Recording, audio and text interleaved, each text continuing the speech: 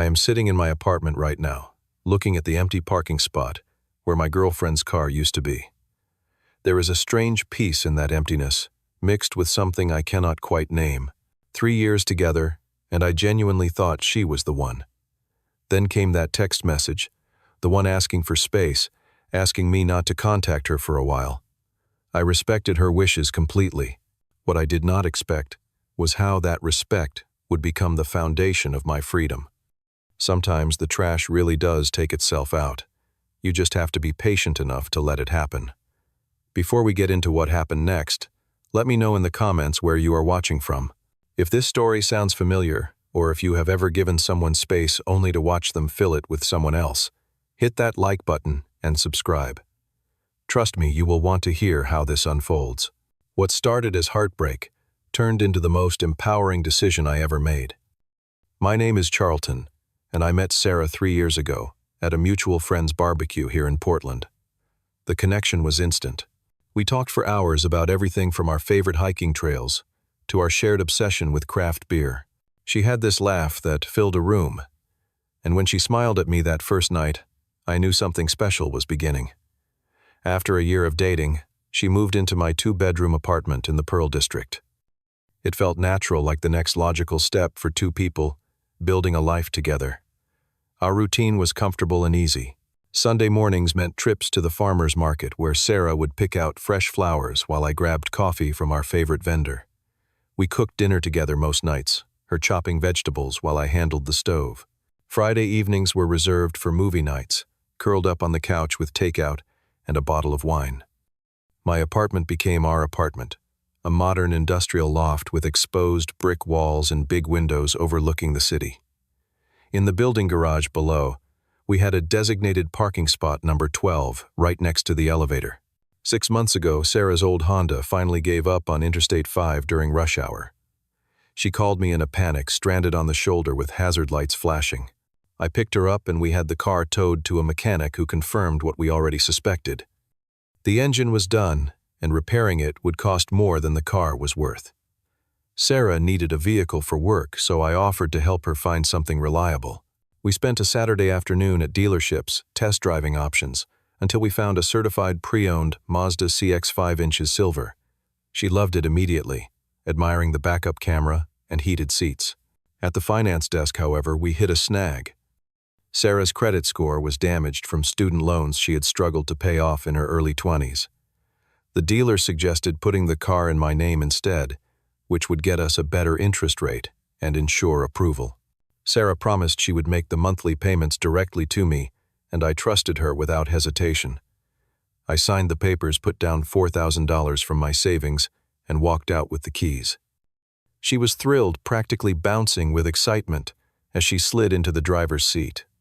She kissed me right there in the dealership parking lot, thanking me over and over. That Mazda became her pride and joy. She kept it immaculate, vacuuming the interior every week and hanging a vanilla air freshener from the rearview mirror. The registration was in my name. The insurance policy listed me as the owner. The title sat in my file cabinet at home, with my name printed clearly across the top. Legally, in every possible way, that car belonged to me. Sarah made her monthly payments on time for the first 5 months, $350 transferred to my account, like clockwork. I never worried about it. We were building a future together, and what was mine was hers. Then around month 5, something shifted. Sarah started coming home later from work, claiming her boss had assigned her a major marketing campaign with tight deadlines. She worked as a marketing coordinator for a tech startup downtown, and while I understood the pressure, something felt different. Her phone was always face down on the table now. She stopped making eye contact during conversations, her gaze drifting to the window or her screen. Our physical intimacy decreased noticeably. She started sleeping on the far edge of our bed, her back turned toward me. The weekend hikes we used to love just stopped happening. Every Saturday she had a new excuse. Headache, exhausted from the work week, needed to catch up on emails. Our friends started noticing too. My buddy Marcus pulled me aside at a birthday party and asked quietly if everything was okay between us. I defended her, insisting it was just a stressful period at her job, that things would improve once her project wrapped up. But deep down, a knot of anxiety was forming in my stomach. It was a Thursday evening in late April, rain tapping steadily against the windows, when everything changed. I made her favorite meal, lemon herb chicken, with roasted vegetables, trying to create a moment of connection. I set the table with candles, hoping the effort would remind us of better times. Halfway through dinner, Sarah put down her fork and looked at me with an expression I had never seen before, distant, resolved. She said the words slowly, "I need space. I need to not be in contact with you for a while. I need to figure out what I want." My stomach dropped like I had missed a step on a staircase. I asked her how long, my voice barely steady. She said she did not know. Maybe a few weeks, maybe a month. I asked the question I was terrified to hear answered. "Is there someone else?" She shook her head quickly. "No," she insisted. She just needed to be alone, to clear her head, to understand her feelings. She told me she would stay with her friend Jessica, that she had already packed a bag and left it in her car. I sat there numb as she stood up from the table. She gathered her toiletries from the bathroom, grabbed some clothes from the closet, and tucked her laptop under her arm. At the door, she turned back and kissed me on the cheek. "Thank you for understanding," she whispered. Then she was gone. I heard her footsteps in the hallway, the elevator ding, and finally the sound of her car starting in the garage below. The apartment fell silent, except for the rain. I respected her wishes completely. No texts, no calls. For the first 3 days, I existed in a fog of numbness and confusion. I kept picking up my phone, typing out messages I never sent, then deleting them. The apartment felt hollow without her. Her coffee mug still sat in the sink. Her book lay open on the nightstand, a bookmark holding her place in a story she would never finish here. I went to work each day, sitting at my desk as a software developer, staring at lines of code that blurred together on my screen. My coworkers noticed. I made mistakes in my pull requests, missed details I normally caught easily. Marcus invited me out for beers at our usual brewery on Burnside, but I declined. I wanted to be alone, to sit in the silence and try to make sense of what had happened. At night, I scrolled through old photos on my phone. Sarah and me at Multnomah Falls, her laughing as mist from the waterfall sprayed our faces. A road trip to Cannon Beach, building a bonfire as the sun set over the ocean. I missed her laugh, the way she hummed, absent-mindedly, while doing dishes, the warmth of her hand in mine. On day 5, I realized the car payment was due. $350, same as always. I sent her a single text, keeping it practical. "Car payment is due $350. The message showed as delivered, but no response came. I waited a day, then paid it myself from my account. It felt strange paying for a car she was driving while refusing to speak to me. Day 8 arrived on a Saturday morning. I was drinking coffee alone at the kitchen counter when my phone rang. Marcus, his voice urgent. "Dude, you need to see this." A screenshot appeared in our text thread seconds later, and my heart stopped. It was from Instagram, a post from Sarah's account uploaded 2 hours earlier. A carousel of photos, each one a knife to the chest. The first photo showed Sarah on a white sand beach, wearing a turquoise bikini I had never seen before. The sun was setting behind her, painting the sky in shades of orange and pink. She looked radiant, carefree, happy. The second photo captured her laughing, holding a tropical drink complete with a tiny umbrella, her sunglasses pushed up on her head. But the third photo destroyed me. Sarah stood next to a man, his arm wrapped possessively around her waist, his lips pressed against her temple. She was leaning into him, smiling with her eyes closed, like she had found exactly what she was looking for. The location tag read Tulum, Mexico. I zoomed in on the man's face, and recognition hit me like a physical blow. Derek, her ex-boyfriend from college. The one she always said was completely in the past. Nothing to worry about ancient history. The caption read, "Sometimes you need to get away to find yourself. Grateful for second chances and new beginnings." The post had been up for 8 hours and already had 237 likes. The comment section overflowed with enthusiasm from her friends. "You look so happy. Gorgeous couple. So glad you found your smile again." Each word felt like sandpaper against an open wound. I could not stop myself. I clicked over to Derek's profile and there they were again. The same photos posted from his account. His caption made my hands shake. 3 years apart made me realize what I lost. Not making that mistake twice. I scrolled through the timestamps. They had arrived in Mexico 4 days ago. 4 days. While she was asking me for space while I was respecting her wishes and staying silent, she was boarding a plane with her ex-boyfriend. The resort looked expensive in every shot. An infinity pool that seemed to blend into the ocean. Private cabanas with white curtains billowing in the breeze. Their oceanfront suite with a balcony overlooking turquoise water. More photos kept appearing as I scrolled, each one worse than the last. A candlelit dinner on the beach, rose petals scattered on white sand. A couple's massage their faces visible through the open door of a spa room. Snorkeling together, holding hands underwater. Her story updates showed champagne glasses touching sunset views from their balcony, his hand resting on her knee. I went back through her recent posts, looking for clues I had missed. 2 weeks before she asked for space, she had posted a throwback photo with Derek. The caption said simply, "Good memories." He had commented, "The best, coffee soon." She had replied with a heart emoji, right there publicly, while sleeping in my bed every night. I checked her Facebook next. Her relationship status still said in a relationship, but it was hidden from her timeline. Derek's status showed nothing, completely blank. I navigated to Jessica's profile, the friend Sarah claimed to be staying with. Jessica had posted 3 days ago girls' night in. The photos showed her and 2 other women watching movies, eating popcorn, clearly having fun. But Sarah was in Mexico 3 days ago. The lie was bigger than I had understood. She was not staying with Jessica. She had never planned to stay with Jessica. I called Marcus back, my voice cracking as I spoke. She is in Mexico with her ex. Marcus went quiet for a moment, then erupted. Are you serious?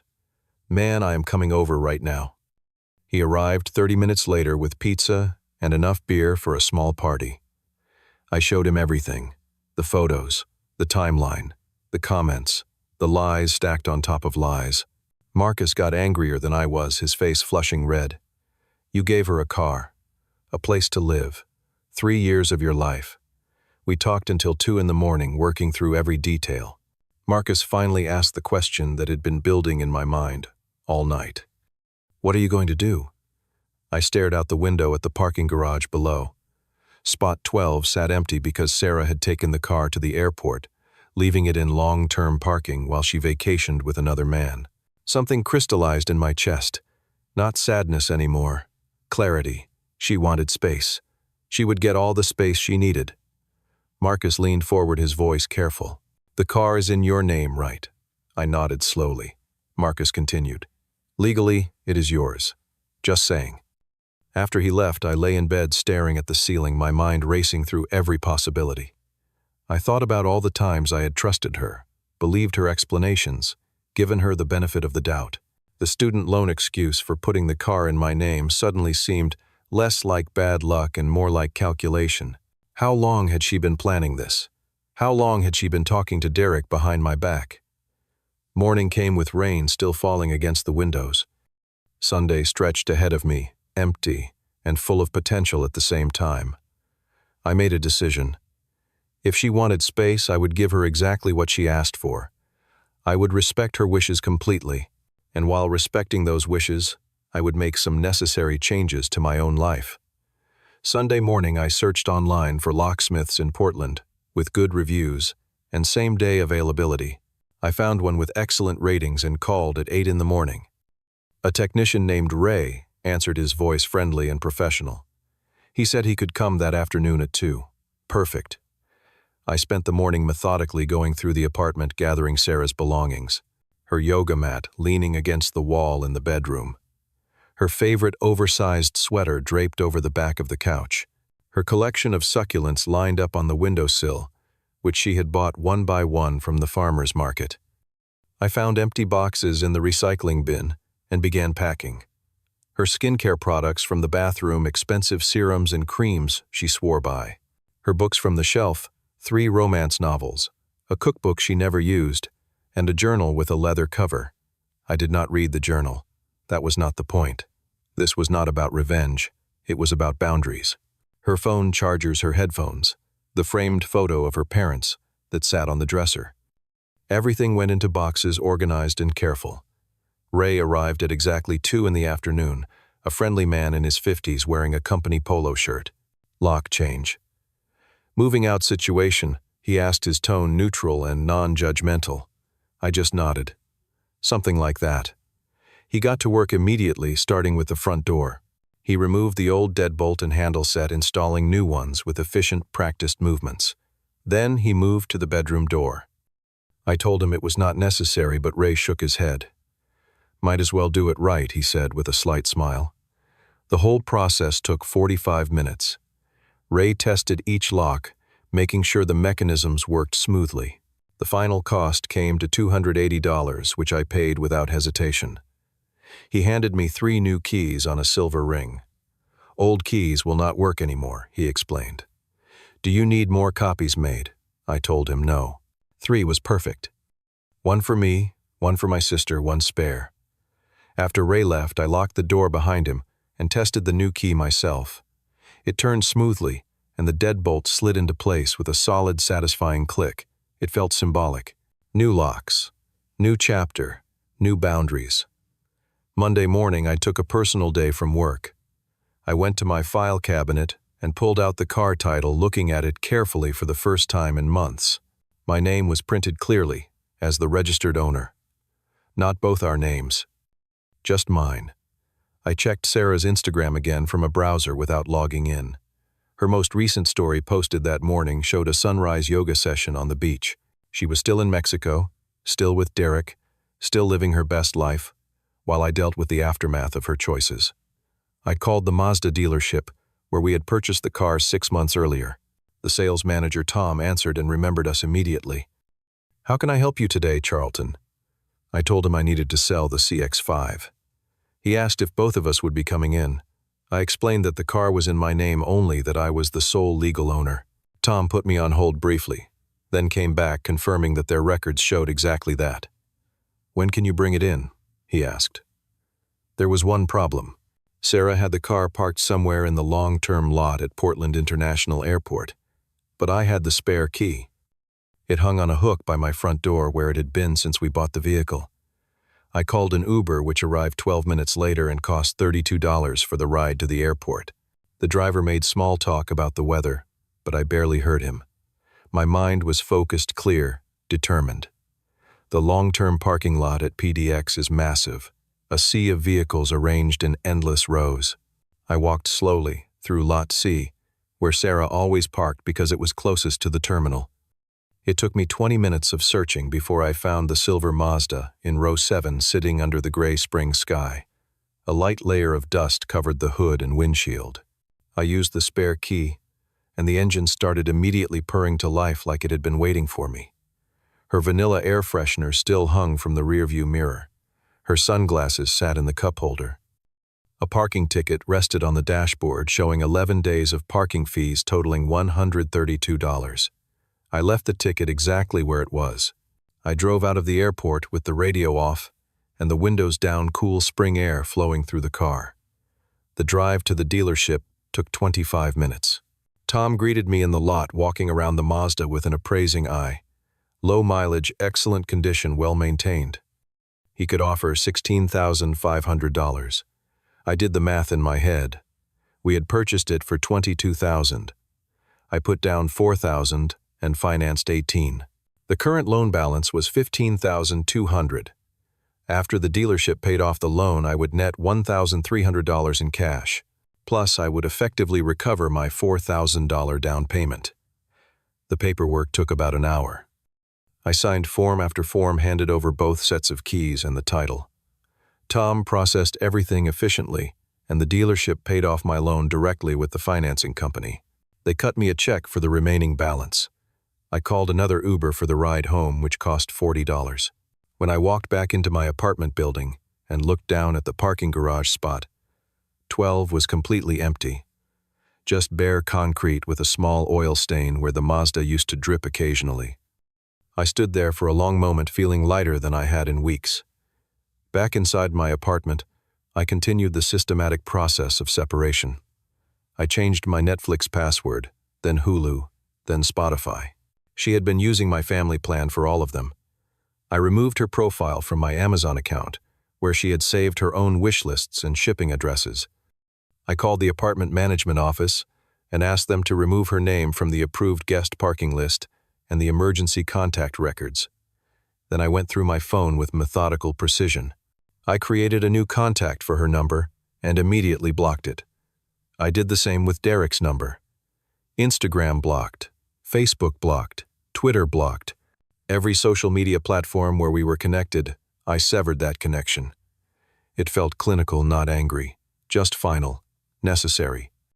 I took the boxes of her belongings and stacked them neatly in the hall closet. I would deal with shipping them later, probably to her parents' house in Eugene. I called my mom in Seattle and told her everything. She was furious on my behalf, her voice rising with each detail. "You did exactly the right thing, honey," she said firmly. "You deserve so much better than that." My sister Emma, who lives in San Francisco, had a more blunt reaction. Good riddance. I hope she chokes on her tropical drinks. Their support felt validating, a reminder that I was not crazy for feeling betrayed. Marcus came over Tuesday evening and immediately noticed the changes. New locks on the doors, the car gone from the parking spot, Sarah's things boxed and hidden away. He looked at me carefully. "How do you feel?" I thought about the question honestly before answering. "Free," I told him. "I actually feel free." We ordered Thai food and watched basketball, deliberately not talking about Sarah. The normalcy felt good, like I was reclaiming my own life bit by bit. Wednesday afternoon, Marcus sent me a screenshot. Sarah had posted on her Instagram story from an airport. Back to reality, the caption read with a sad face emoji. I had not seen it myself, because I had already blocked her, but Marcus was keeping tabs. Based on her posts and the typical length of vacation packages, she would probably land Thursday afternoon. I went to work Thursday like it was any other day. I wrote clean code, participated in a productive team meeting, helped a junior developer debug an issue. My manager stopped by my desk and commented that I seemed more focused this week. I got home around 6 in the evening and made myself dinner. Grilled salmon with asparagus, a meal I enjoyed and had not made in months because Sarah did not like fish. I ate while standing at the window watching the parking garage below. 7 came and went. Nothing. 8 and I saw movement in the garage, but it was not her. At 9, my phone buzzed with a notification. An unknown number. I opened the message. "My key does not work." Then another immediately after. "Where is my car?" Then a third, all caps. "Charlton, answer me." I put my phone face down on the counter and took another bite of salmon. 10 minutes later, heavy pounding on my door echoed through the apartment.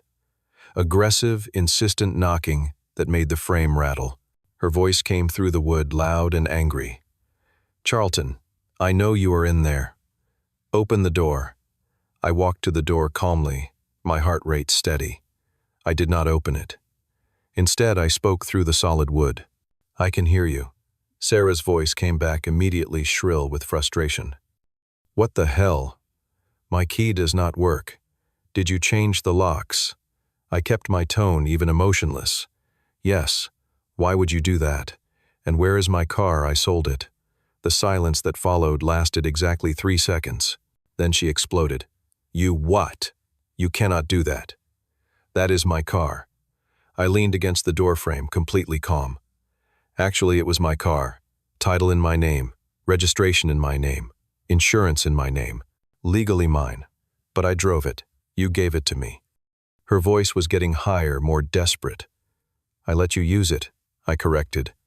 "There is a difference, and you stopped making payments." I could hear her breathing hard on the other side of the door, trying to process what I was saying. "This is insane. You cannot just sell my car." "I already did," I replied. "Sold it Monday. Got a good price, too." "Charlton, open this door right now.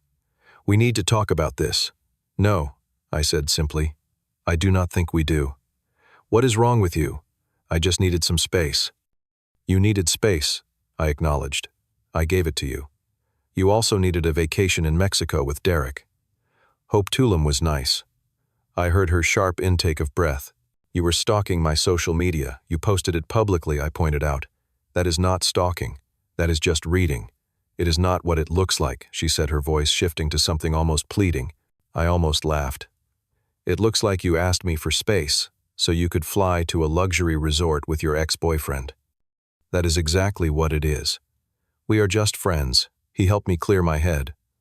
Friends, I repeated, with couples, massages, and romantic beach dinners. You have no right to be angry. We were on a break. Her voice was getting louder again, more defensive. We were not on a break, I said firmly. You said you needed space. I respected that, and while respecting that, I made some changes to my own life. Sarah's voice changed again, becoming smaller, more vulnerable. Can we please just talk face to face? No. Charlton, come on.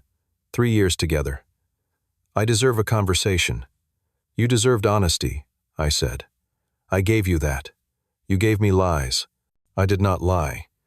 You said you needed space to figure out what you want. You already knew what you wanted. Him. That is not fair, she protested weakly. What is not fair, I countered, is asking someone to wait while you try out your ex. What is not fair is using someone's trust against them. I could hear her crying now, genuine tears that once would have broken my heart. But I felt nothing, not satisfaction, not anger, just resolution, a clean, clear sense of closure. Your stuff is boxed up, I told her. I will ship it to your parents' house in Eugene. Give me their address.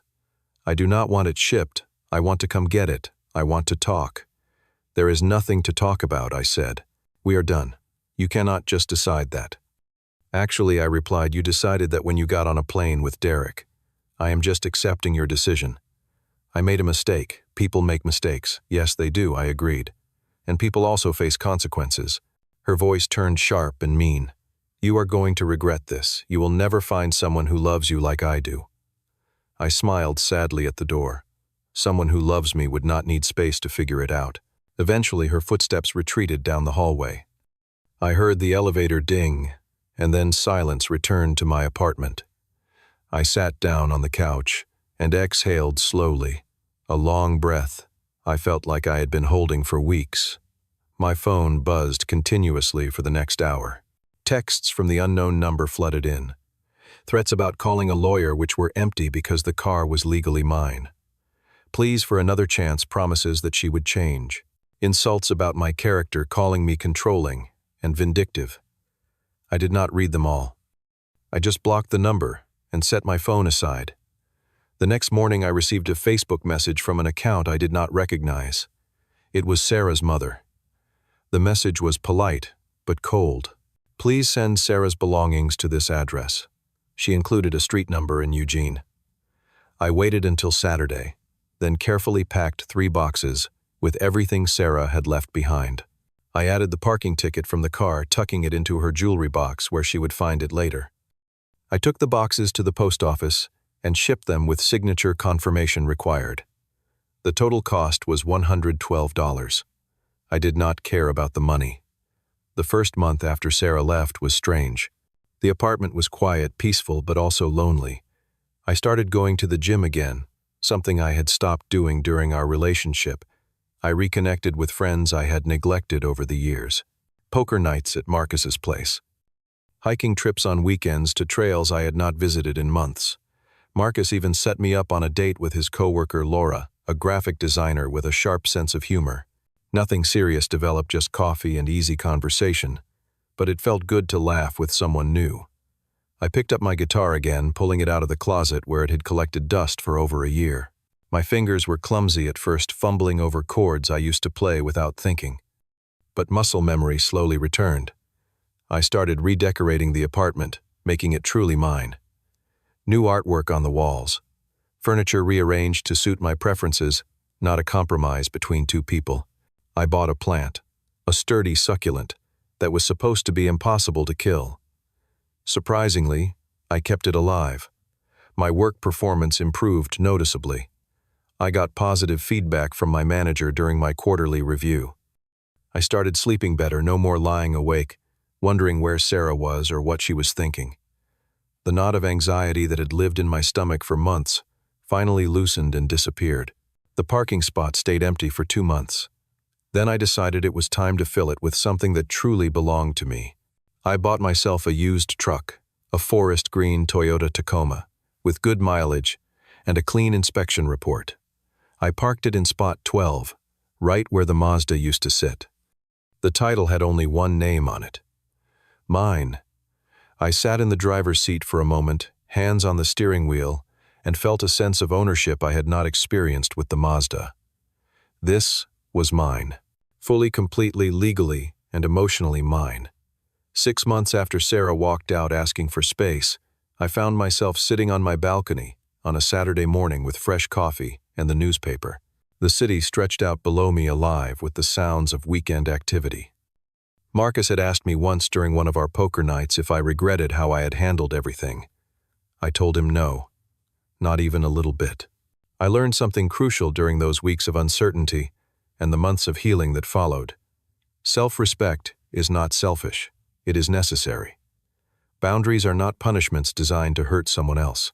They are protection, a way of saying, this is where I end, and you begin, and you cannot cross this line without consequences. Someone asking for space does not obligate you to keep their place warm and waiting. You are allowed to move forward with your own life. Love should never require you to wait in painful uncertainty while someone explores other options. Real love does not need space to figure itself out. It needs presence. It needs honesty. It needs 2 people willing to show up for each other, especially when things get difficult. What Sarah and I had at the end was not love. It was convenience for her and loyalty from me, and those 2 things are not the same. I never heard from Sarah again after that night at my door. Through mutual friends, I eventually learned that she and Derek broke up after about 3 months.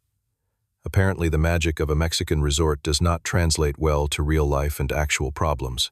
The news did not bring me any satisfaction or sense of vindication. It was just confirmation of what I already knew. People who are willing to betray one person will eventually betray another. It is a pattern, not an isolated incident. Sometimes the best response to being treated like an option is to eliminate yourself from the equation entirely. When someone shows you who they are, through their actions, believe them. When someone asks you for space, give it to them. All of it, completely. And while you are giving them that space, use it to build something better for yourself. Use it to remember who you were before you bent yourself into shapes trying to keep someone else happy. Use it to establish what you will and will not accept in your life. Space goes both ways. That is what Sarah did not understand when she sent that text message. She thought she could put me on pause, explore her options, and then come back to find everything exactly as she left it. But life does not work that way. People are not belongings you can store in a closet and retrieve when convenient. Respect has to be mutual, or it is not respect at all. It is just one person taking advantage of another person's patience. I think about that empty parking spot sometimes, how it looked for those 2 months before I bought my truck. It was a physical representation of something important. Empty space is not necessarily a bad thing. Sometimes empty space is exactly what you need. Room to breathe, room to think. Room to realize that you deserve better than someone who sees you as a backup plan. My life is different now, and I mean that in the best possible way. I make decisions based on what I want, not what might make someone else happy at my expense. I spend time with people who value me, who show up when they say they will, who do not need to take vacations with their exes to figure out their feelings. I have learned to enjoy my own company, to find peace in quiet evenings alone, rather than viewing them as something to be feared or filled with distractions. The apartment feels like home now in a way it never quite did when Sarah lived here. Every item belongs because I chose it, not because we compromised or because it was hers. The truck in spot 12 is mine. The locks on the doors are mine. The life I am building piece by piece and day by day is entirely mine. And there is profound freedom in that ownership. So let me ask you something. Have you ever given someone space only to discover they were using it to hurt you? Have you ever respected someone's wishes so completely that you ended up respecting yourself more in the process? Drop your stories in the comments. I would love to hear how you handled it. And if this story resonated with you, if it reminded you that you deserve to be someone's priority and not their option, do me a favor. Hit that like button, subscribe to this channel, share this with someone who might need to hear it.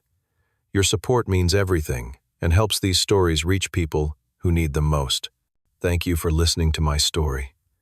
I hope it reminds you that sometimes the best thing you can do is let people go exactly when they ask you to. Sometimes respect means not holding space for people who have already left. And sometimes the greatest gift heartbreak gives you is the clarity to see what you actually deserve. Take care of yourselves out there. Choose people who choose you. And remember, you are allowed to close doors that others leave open. Peace.